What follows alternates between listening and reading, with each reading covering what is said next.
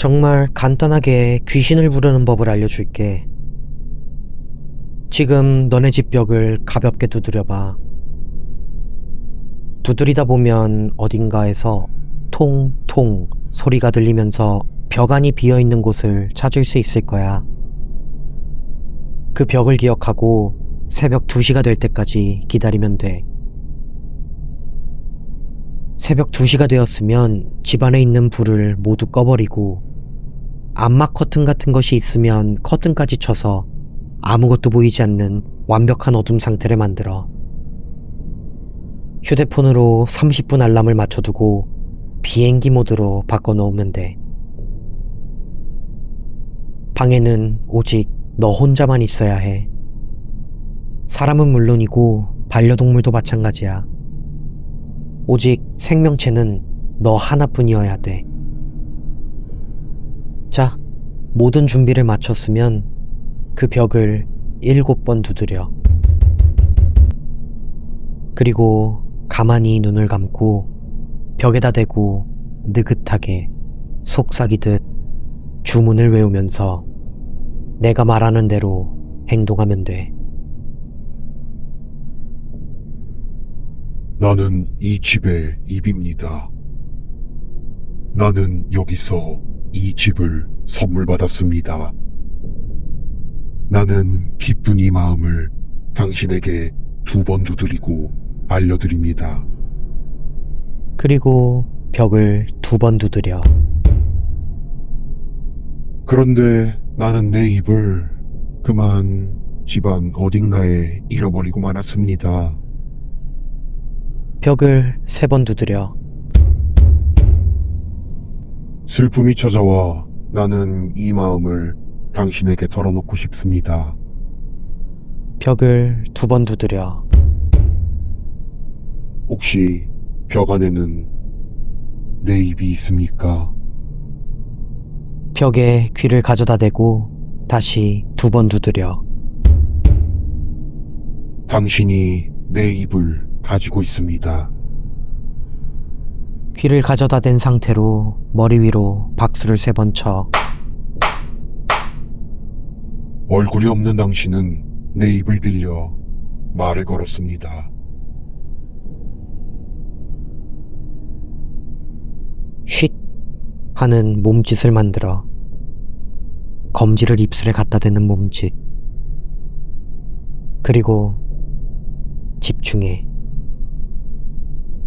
너가 주문을 정확하게 외웠다면 휴대폰에 알람이 울리기 전 반드시 대답이 돌아올 테니까.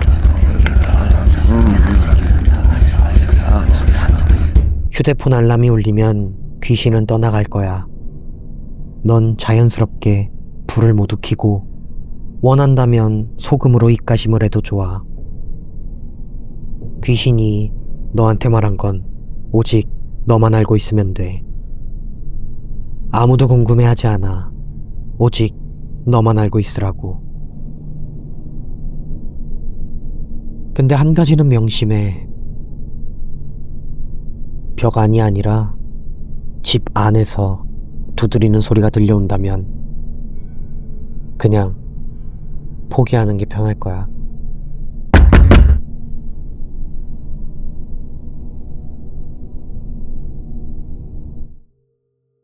내가 고등학생일 때 우리 반에는 항상 마스크를 쓰고 다니던 여자아이가 있었다. 그 아이는 언제나 다른 아이들은 걸레 냄새가 심하게 나서 기피하던 청소도구함 앞 구석자리에 자리를 잡고 정말 한마디 말도 없이 조용하게 있다 갈 뿐이었다.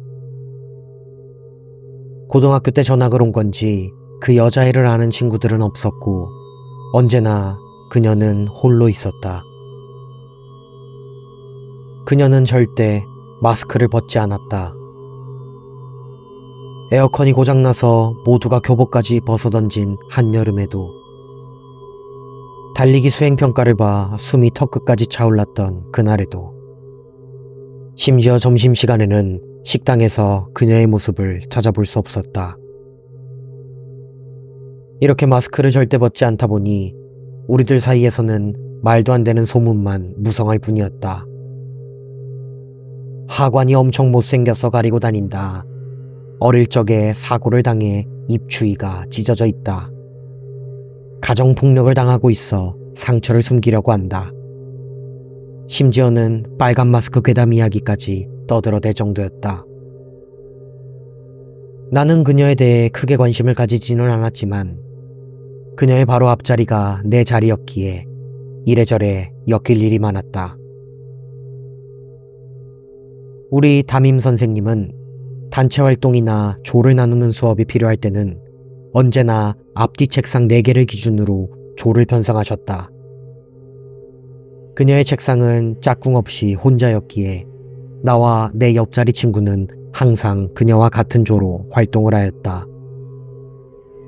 우리 학교는 각 반마다 단체 동아리 활동을 실시했었는데 우리 반은 항상 목요일마다 걸어서 20분 정도 걸리는 산으로 체험학습을 하러 다녔다. 산에는 조그마한 텃밭들이 있었고 주말 농장처럼 각 조별로 텃밭을 관리했다. 텃밭을 관리하지 않는다면 학교에 남아서 학교 전체를 청소해야 한다는 담임 선생님의 으름장이 있었기에 반 친구들은 모두 좋든 싫든 텃밭을 관리해야만 했고 농사에는 전혀 관심도 없고 한여름에도 땀을 뻘뻘 흘리며 텃밭을 관리해야만 했던 나도 짜증나긴 마찬가지였다. 그날은 무척 더웠다. 여름방학이 얼마 남지 않은 7월 중순. 우리는 방학 전 마지막으로 텃밭을 관리하기 위해 산으로 향했다. 너무 덥고 습한 날씨에 나를 비롯한 모든 친구들은 가는 길부터 무척 예민했다. 그녀는 그런 더위에서도 절대 마스크를 벗지 않았다. 아니, 심지어 땀조차 흘리지 않는 것처럼 보였다. 어찌저찌 텃밭에 도착해서 우리는 온갖 욕이란 욕을 다 내뱉으며 우리 조가 심어놓은 상추 옆에서 끝도 없이 자라는 잡초들을 호미와 삽으로 파내고 있었다. 그녀는 나와 내 친구가 뭐라 하든 그저 똑같은 표정으로 호미를 들고 잡초를 캐는데 열중할 뿐이었다. 야, 잠깐 쉬었다 하자. 친구가 말했다. 나는 그 말을 듣자마자 잡고 있던 삽을 집어던지고 주저앉았다. 하지만 그녀는 계속해서 잡초를 캐고 있었다. 야, 잠깐 쉬었다 하자고. 그녀는 대답하지 않았다. 평소 같았으면 내버려 두었을 것이다. 하지만 그날은 너무나도 더웠다. 그녀를 무시하기에 난 너무 예민해진 상태였다. 나는 내 말을 무시하는 그녀에게 다가갔다. 야, 너 혼자만 일하냐? 너만 그러고 있으면 선생님이 우린 놀고만 있다고 생각할 거 아니야. 좀 남도 생각을 하라고. 그녀는 대꾸하지 않았다. 계속해서 잡초를 골라내고 있었다. 아씨, 이게 진짜? 나는 그녀의 손에 쥐어진 호미를 빼서 땅으로 집어던졌다. 그녀는 살짝 멈칫하더니 다시 호미를 주어 땅을 파기 시작했다. 왜 그랬을까? 오기가 생겼다.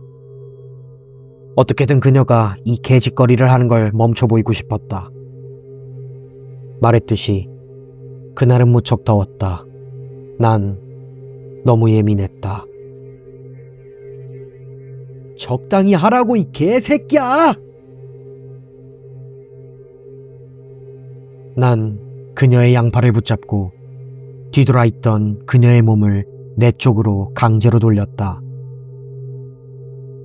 처음에는 잠자코 지켜보던 친구도 내가 점점 흥분하자 나를 말리기 위해 내 쪽으로 다가왔다. 친구는 내 손을 붙잡고 야, 그만해. 왜 이리 흥분했어? 야, 원래 이런 애잖아. 그냥 냅둬. 라며 나를 말렸지만 난 흥분을 가라앉힐 수 없었다. 여기 올 때마다 너 혼자서 이러고 있으니까 다른 조 애들은 다 쉬고 있는데도 우린 쉬지도 못하고 네 눈치나 보면서 하루 종일 일만 하고 가잖아. 어? 좀 생각이라는 걸 하고 살아. 뭐 커서 농부라도 할 거냐? 왜 그렇게 일을 못해서 안달이 난 건데? 뭐 마스크 쓰고 다니면 말도 못하냐? 뚫린 입 멀쩡히 달려있으면 말이라도 해봐, 이 새끼야.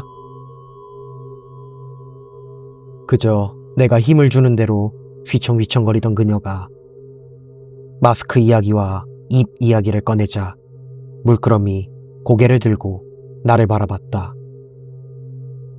그녀의 눈은 공허했다. 하지만 난 멈추지 않고 그녀에게 욕과 비난을 쏟아냈다. 그러다가 갑자기 탁 하고 그녀가 내 손을 뿌리쳤다. 그러고는 처음 보는 표정을 지어 보였다. 언제나 무표정하던 그녀가 화가 난 것인지 울먹이는 것인지 그 중간쯤 되어 보이는 표정으로 나를 노려봤다.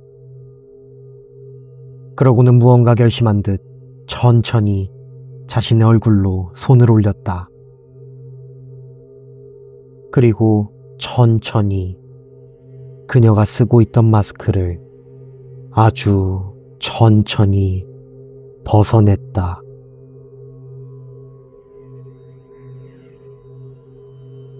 그녀는 입이 없었다. 처음부터 없던 것처럼 그저 매끈한 살로 가득 채워져 있을 뿐이었다. 그녀의 눈에서는 눈물이 흐르고 있었다. 그리고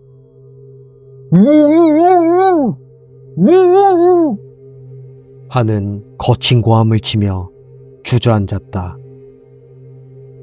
그날은 무척 더웠다. 그녀는 마치 짐승처럼 울부짖었지만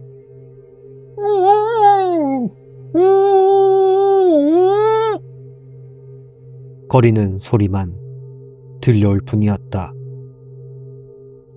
그리고 그녀는 쓰러졌다.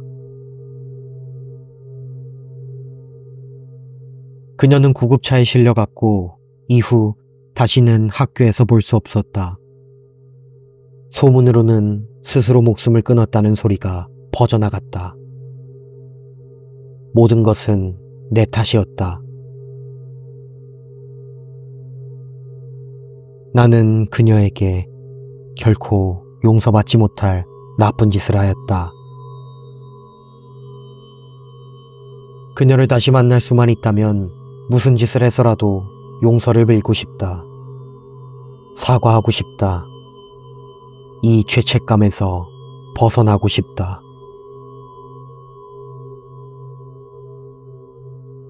그리고 몇 년이 지나 드디어 난 그녀를 다시 만날 수 있었다. 첫 직장을 잡고 술을 퍼마시고 늦은 새벽 집으로 향하고 있을 때 길 끝에 익숙한 여자가 서 있었다. 그녀였다. 그녀는 죽지 않았다. 그녀가 살아있었다. 난 달려가 그녀에게 무릎을 꿇었다. 그리고 진심으로 울먹이며 그녀에게 용서를 빌었다. 그녀는 여전히 마스크를 쓰고 있었다. 그녀는 울고 있는 날 향해 천천히 쪼그려 앉기 시작했다.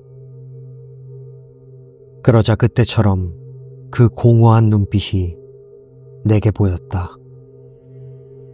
그리고 그때처럼 그녀는 마스크를 천천히 내리기 시작했다.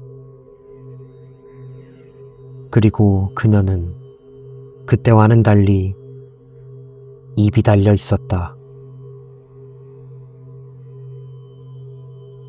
톱으로 자른 듯한 살점 사이로 거대하고 녹슨 대못들이 촘촘하게 박혀있는 입이 그녀의 마스크 뒤로 숨어 있었다. 그리고 그녀는 싱긋 웃었다. 너 때문이야.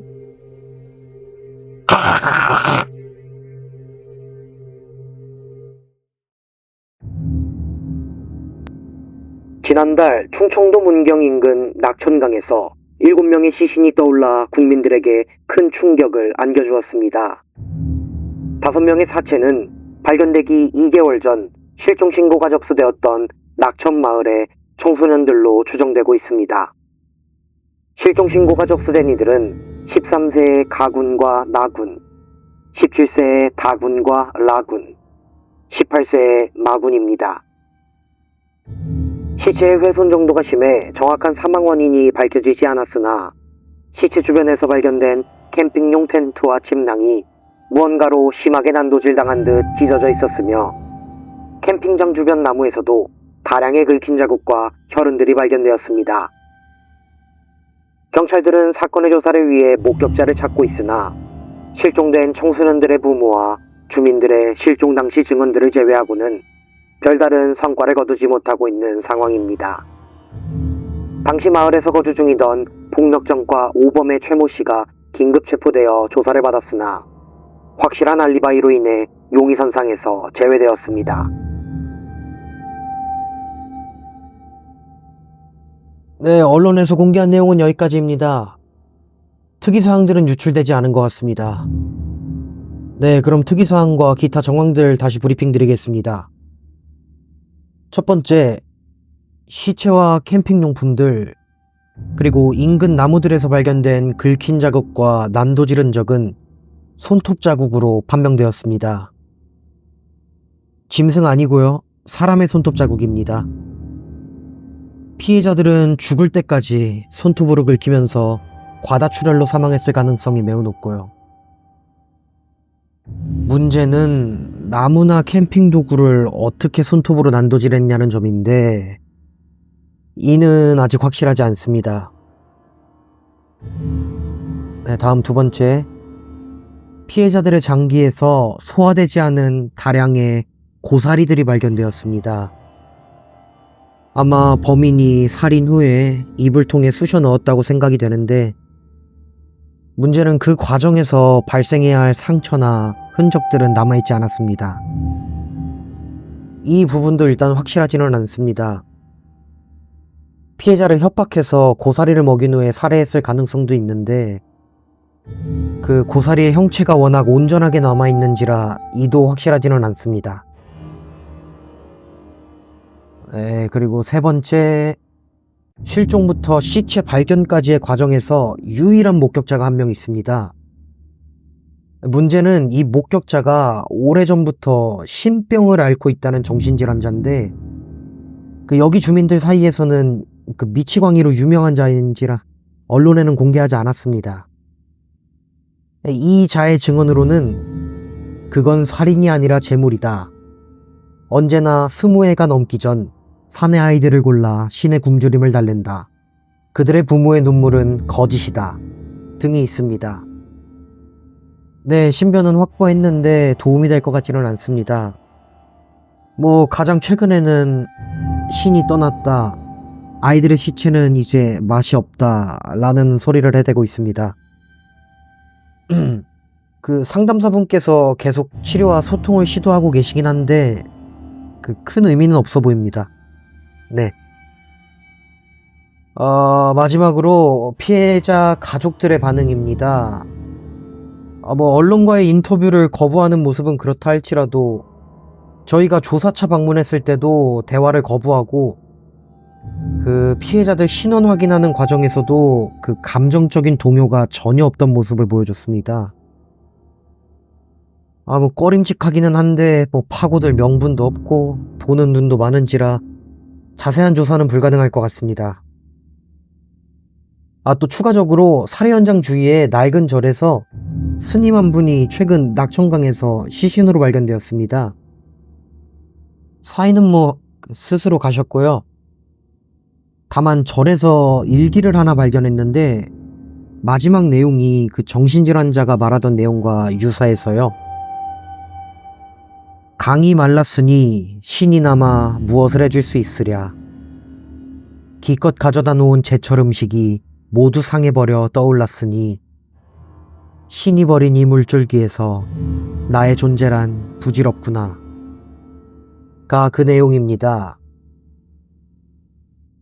네, 여기까지가 낙천강 사건 특이사항입니다. 다시 한번 강조드리겠지만 이 사건은 철저하게 극비로 진행돼야 합니다. 여차하면 시나리오 작성에서 사건이 이첩되겠지만 그 전까지는 확실하게 수사를 진행해주세요. 수사 2팀은 현 시간부터 천주보살 지련법사님과 함께 수사하겠습니다. 네, 이상 정기회의 마치겠습니다.